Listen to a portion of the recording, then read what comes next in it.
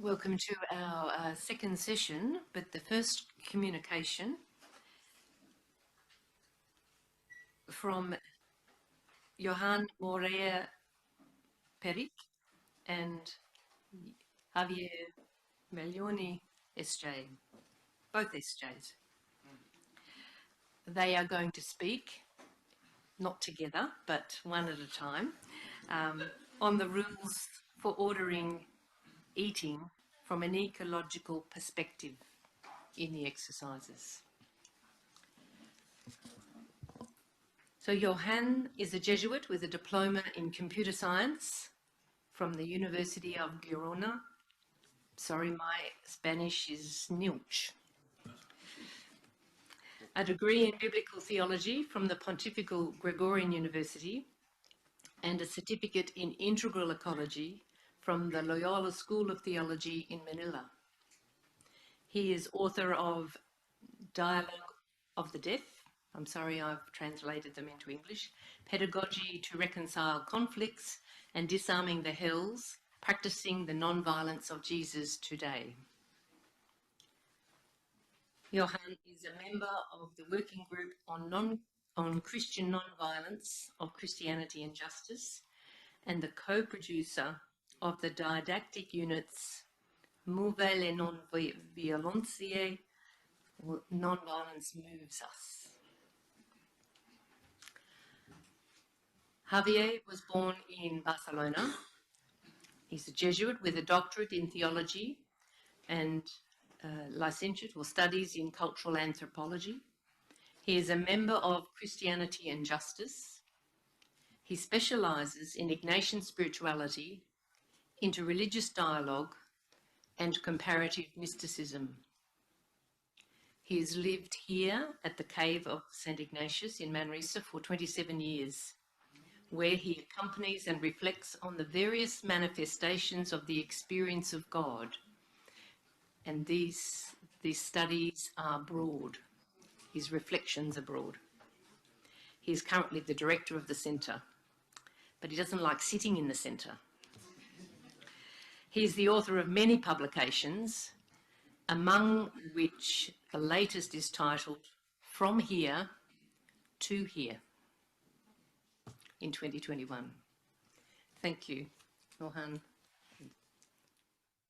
Javier.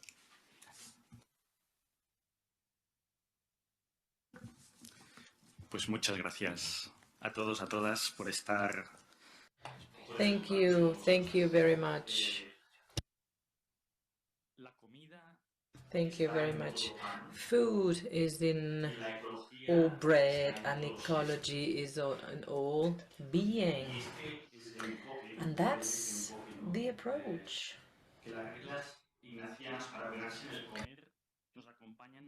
The Ignatian rules accompany us in a more mature way of looking at life, for everything we do in life, everything we consume. We are going to present the 8 rules for ordering yourself in eating. This is a part that's a bit unknown, so we'll see how we introduce these. But first we should take into account 3 things. Where are these rules located? In between weeks 3 and 4, so it's an advanced path of the exercises when you've made the choice, and it's a sacrificial moment. We'll explain that during the 3rd week, and that's the transition point, and that's when food appears. The 4 first rules are devoted to what to eat, so what should be eaten, and then the rest of the 8, the rest of those other 4 are about how to eat, and I'll present that. So the moment is in between weeks 3 and 4, so it's the beginning of a new way of eating, a new way of relating with Mother Earth, and we'll discuss how important food is, but from that moment on. So from week 3, 4 onward, and that is something that needs to be implemented during the remaining weeks of the exercises and then onward. So what to eat, how to eat. In this first block of rules, remember the text of the first rule is, and I read, the first rule is that it is less convenient to abstain from bread because it is not a delicacy over which the appetite tends to be disordered or to which temptation insists, as with other delicacies. Jose mentioned that in his presentation, the evolution of the cosmos has reached a sublime co-creation in the human being, image and likeness of the Creator, so we perceive ourselves as unfinished, thirsting for an end for which we are created, a thirst that can complete us, and with which we can decide by co-creating. Bread is the symbol of this synthesis between divine and human creation. Its daily production, underlined by the monastic ora et labora, is necessary for survival. This daily support function makes consuming bread to not represent an extra, so it's not what most manages to unbridle our human appetites. In Exodus, we are told that the manna that the Israelis collect on their journey through the desert is taken in the measure of an omer, each one according to what they needed to eat, and we read that whoever tried to accumulate it for another day found it full of worms and rotten. So it nourishes, yes, but it's not extremely appetizing, to the point that they even complain because it disgusts them. Numbers. You can read that in Numbers. With that same pedagogy of austerity learned in the desert, with God accompanying the people, the Eucharist, Jesus accompanying the new ecclesial Israeli people. So the Eucharist is a fraction of what is shared every day. Bread, the life worked with our decisions. An ecological perspective of this first rule should focus on the essential basis for subsistence in indigenous societies, more trained to relate, we've seen this in the past few days, with holiness and gratitude toward nature. We find inspiring references for this synergistic way of life with the rest of the species and ecosystems.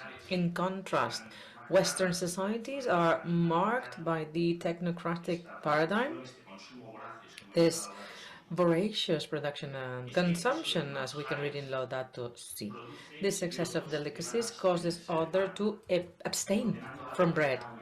So the majority are doomed to poverty. In Laudato Si we can read, and I quote, "There are not two separate crises, one environmental and the other social, but rather a single complex socio-environmental crisis." End of quote. So we need to take from nature something that's not excessive in order to be able to survive. And the eco-social crisis that we are living is anchored within a spiritual problem. It's also in Laudato Si. This appetite, this third for the absolute with which we are born, it becomes disorganized because instead of satisfying it spiritually with God, we try to satisfy it with material consumables, other delicacies toward which temptations insist that reinforce even more appetite and prey on the limited capabilities of the planet. So in practice, this first rule illustrates us both in terms of quantity and quality, eating what's necessary to nourish oneself, traveling on foot, or using systems that have a minimum impact, such as the bicycle, consuming energy that's essential from renewable sources, renouncing fashions, technologies, games, clothing, and ambitious ecological footprint projects. It seems that this should be the ordinary, our daily bread, so that our desires for life, for every being in the common home, are reflected in whatever we decide. There's a study from the Climate Mitigation Gap 2017 And in this paper we can read that even if we educate a lot about recycling, which is all very well, the four aspects that have a greatest impact in order to revert climate change occur in the household. In order, those would be: one, having one less child. That's 24 times even more impactful in the richest countries. So it's not about lowering the birth rates, but it's about the pace or the lifestyle that we are following in the rich countries. Second, ecological transportation, living without a car, or if necessary, have a more efficient one, avoiding flights. Third, consume green energy. And four, opt for a vegetarian diet. Against the temptation to include in the label of bread,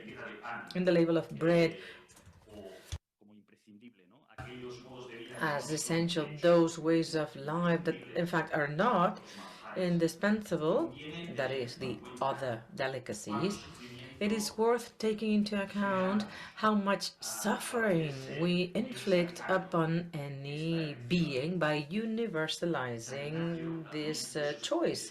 Saint Ignatius, at the beginning of his stay in Manresa, he would abstain from eating meat during the week. At a certain point in time, he eats meat again after the vision that he had. This tells us that there's a time for everything.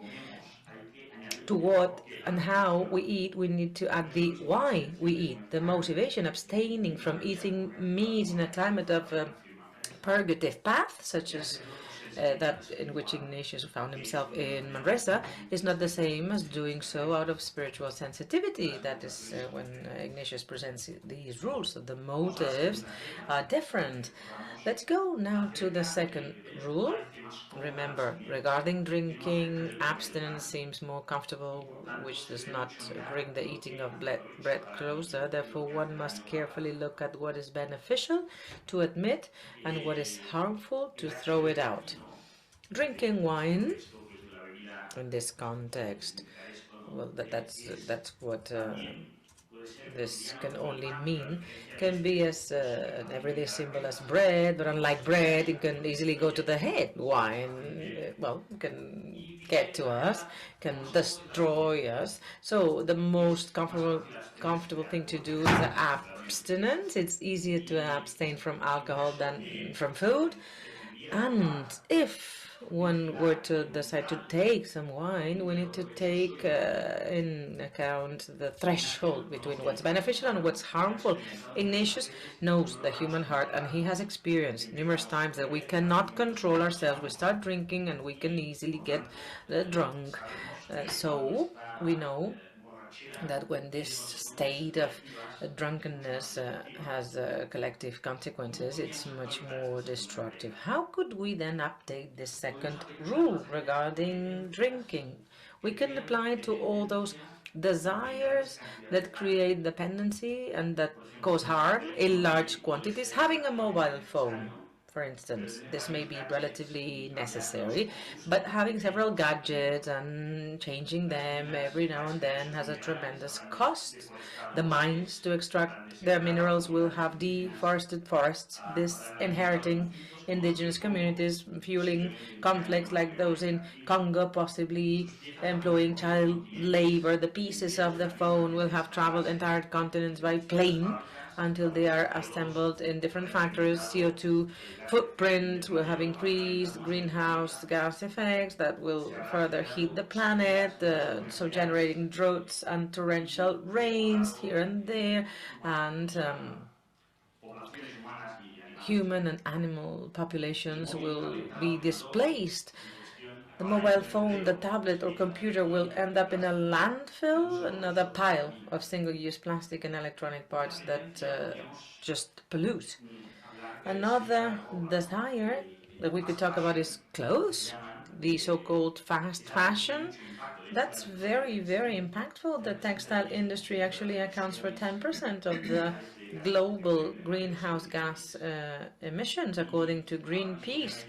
And now there's no, let's say, biological season, spring, summer, autumn, winter, depending on where you live. So those seasons have disappeared, and they've given rise to micro seasons throughout the year. And this means piles of textiles thrown into the trash, ending up in landfills, contaminating the air, soil and water. Sometimes this waste is sold to countries from the south, and we could continue with other drinks, in inverted commas, vehicles, pastries, home luxuries, shopping containers, second homes, the internet, shows, football games, to mention one. We can mention that in the 2030 World Cup,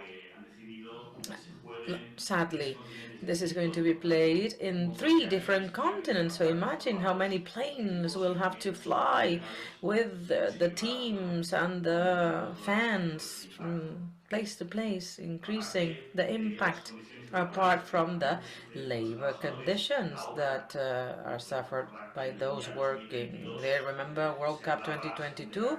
The Guardian spoke of 6,500 people who died during the construction of those football pitches and stadiums. With all these drinks, it's easy to get drunk. That is, to cause suffering to living beings and ecosystems due to an excessive use, and the consequences that this has, because in the cosmos we are all interconnected.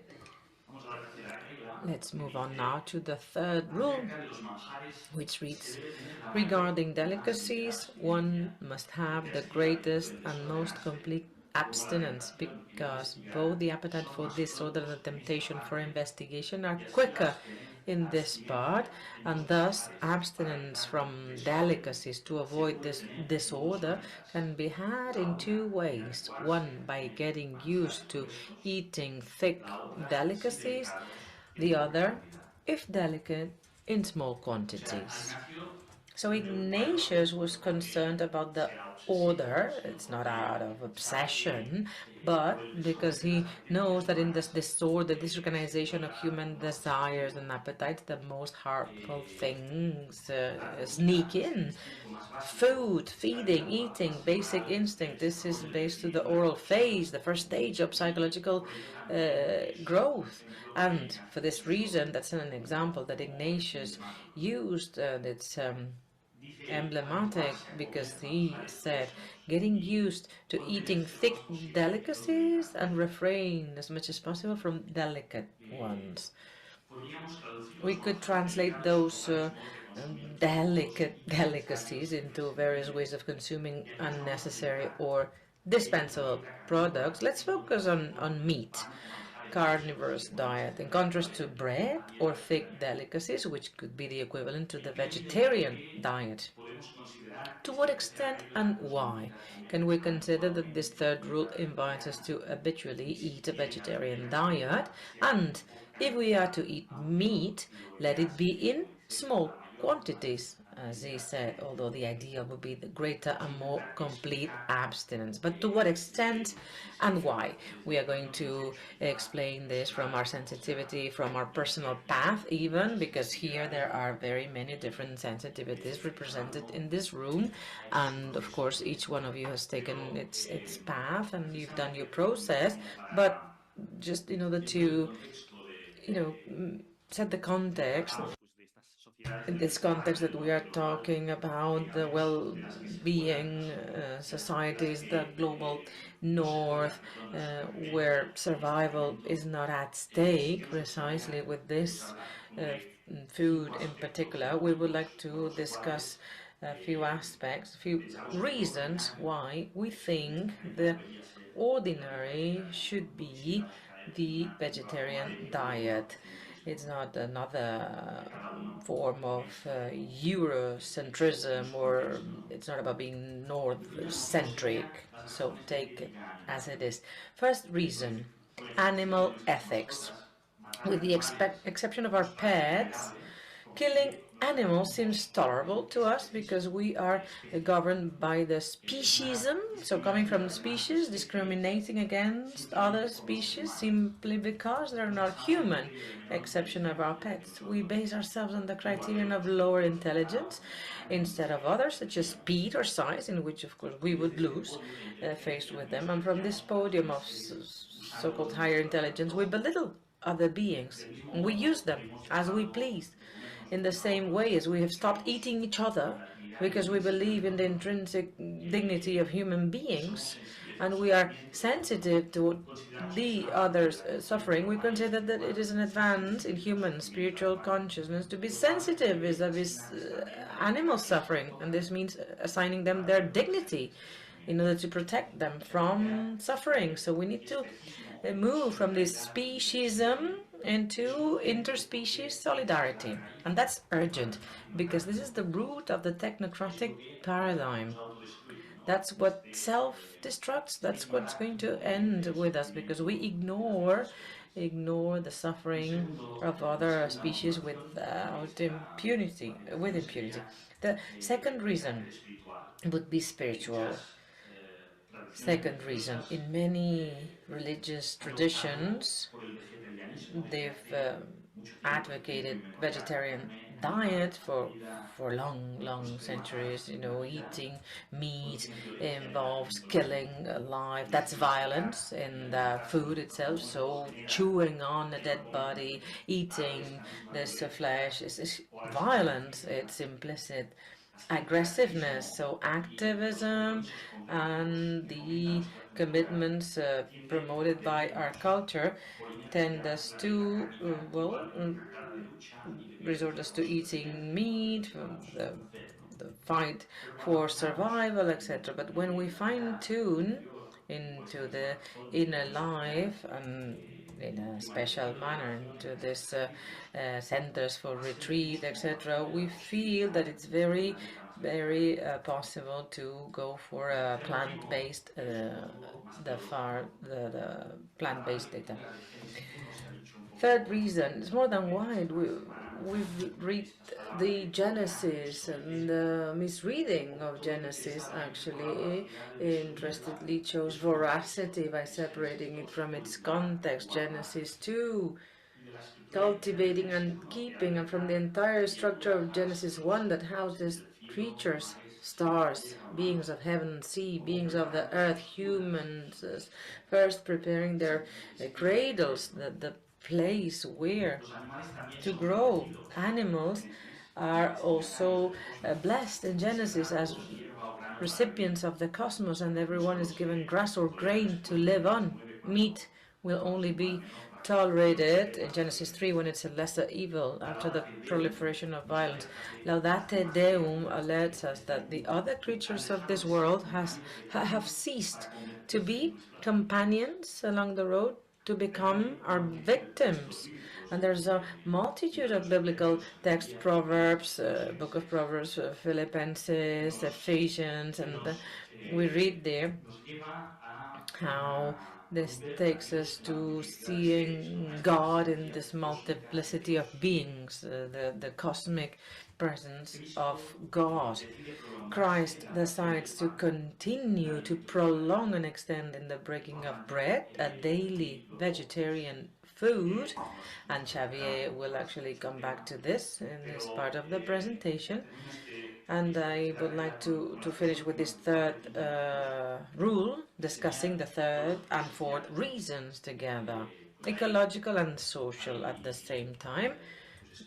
There are studies, reports from the FAO about the amounts of water that are consumed and are required to produce a kilo of meat, beef, 15,000 liters, the production of manure, animal sacrifice in Spain, 56 million animals in Spain in 2022, and the groundwater and the impact there. 30% groundwater, 50% of surface water are contaminated from slurry by nitrates. We heard from our colleagues in the Amazon, daily fires, daily destruction to feed animals. So it's a network of impacts, one after the other, and at the same time, this has a social impact in the communities of origin, of course, in the indigenous communities. We do not deny the complexity of the issue. Of course, we need to take into account health and nutrition, and there is the need to be lucid and clever. Rather than having an animal-based diet, we can have a plant-based diet that's not ecological, or with an impact that's clearly unfair. Quinoa, for instance, could be an example, because the production of quinoa has a social and environmental impact, and that needs to be said as well. And it's part of this ordering, this organizing oneself. We need to be fair and rigorous with the sources of information that we consult, because there are so many papers and studies out there, and we need to know what to follow. So we're just sharing here what we deem important. We're just saying that we need to take the size of the issue into account. Fourth rule. The fourth rule talks about being aware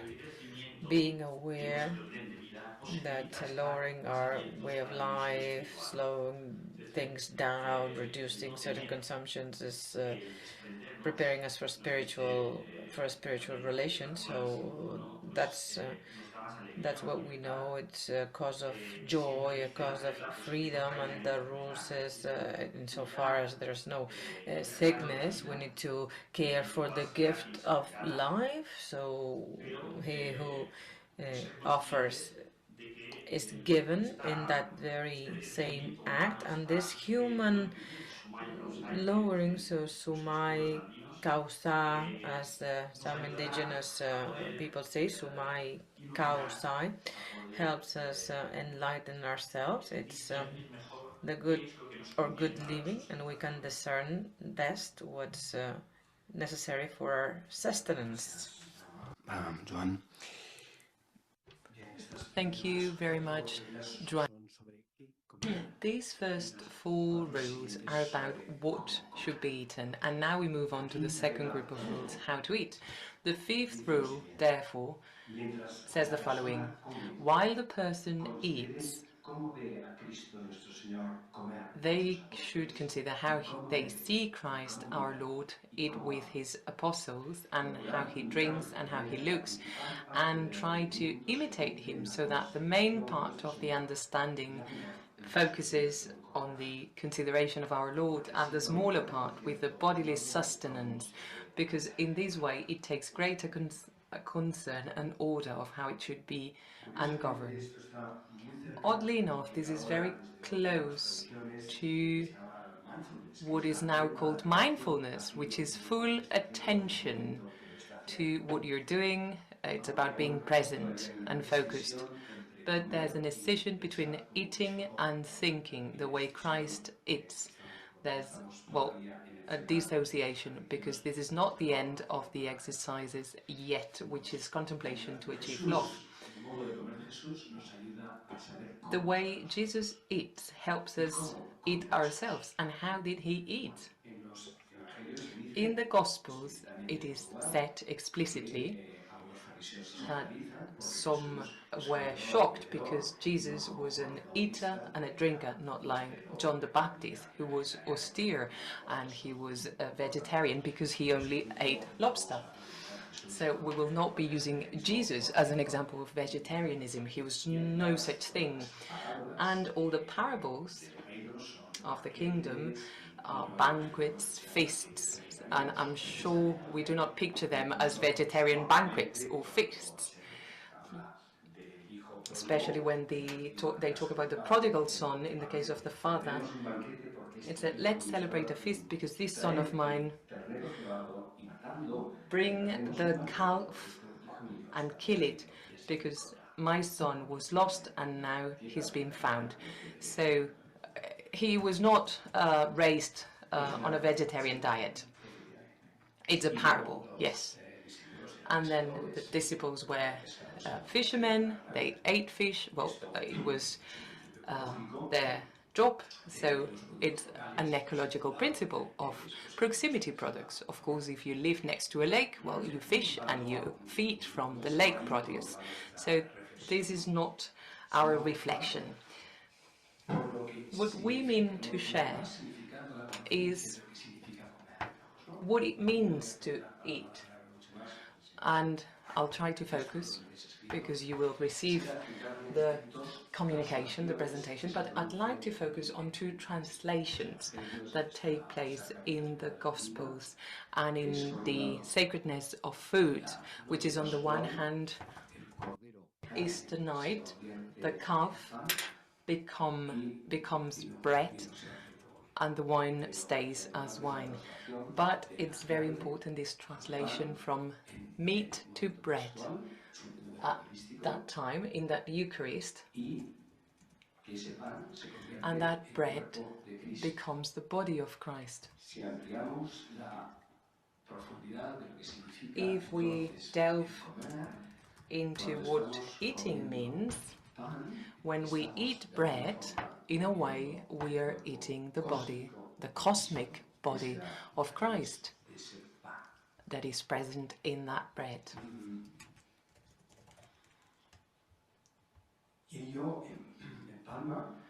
And this links up with the sacrifice that eating means.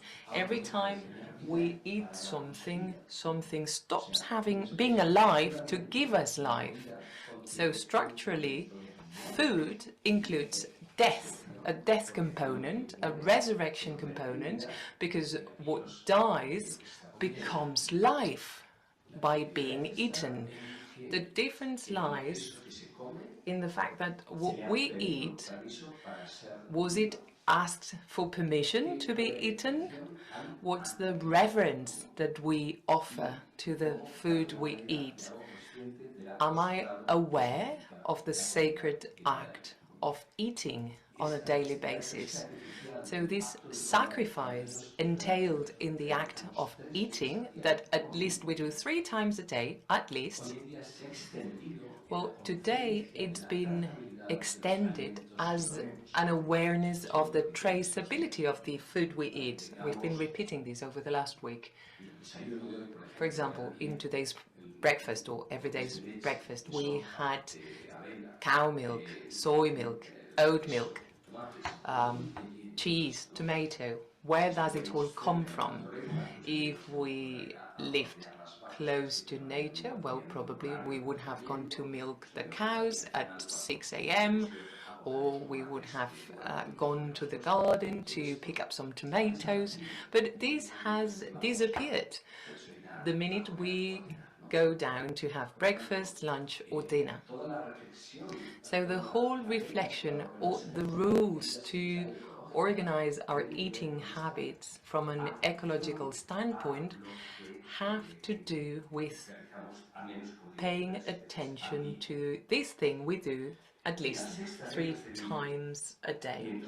The 6th rule says, while eating, we can take another consideration, either the life of saints, some pious contemplation, or some spiritual business that you have to do, because being attentive to such a thing, we will take less delight and feeling in the bodily delicacy. In a society like ours that is addicted to flavor, to pleasure, currently we have so many types of bread. You go to the bakers and there are like about 15 different breads to pick from. Even bread has become a sophisticated thing, a delicacy. It's just crazy. Because we are addicted to pleasure.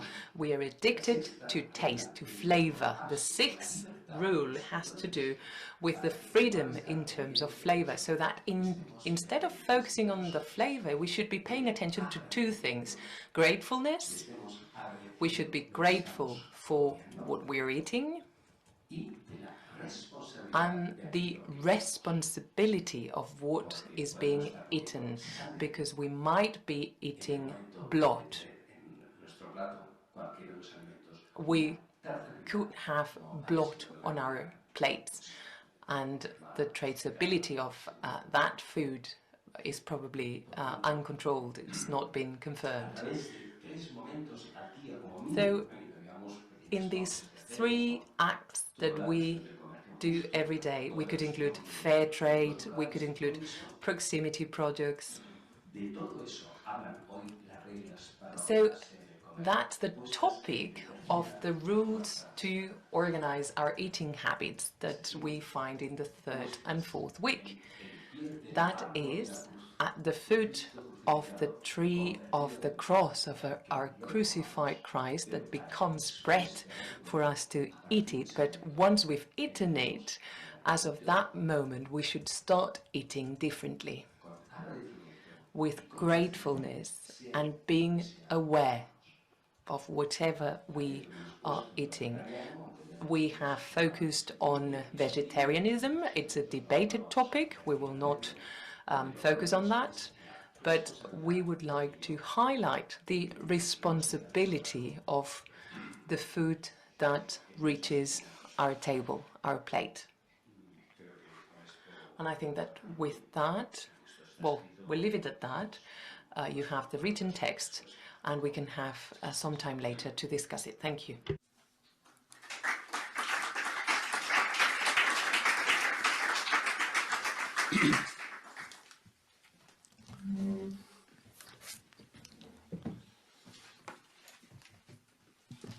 Thank you, Johan and Javier. I certainly found that presentation opened up new spaces in me to think about how I eat, even though how I eat is very different to how everyone else is eating here.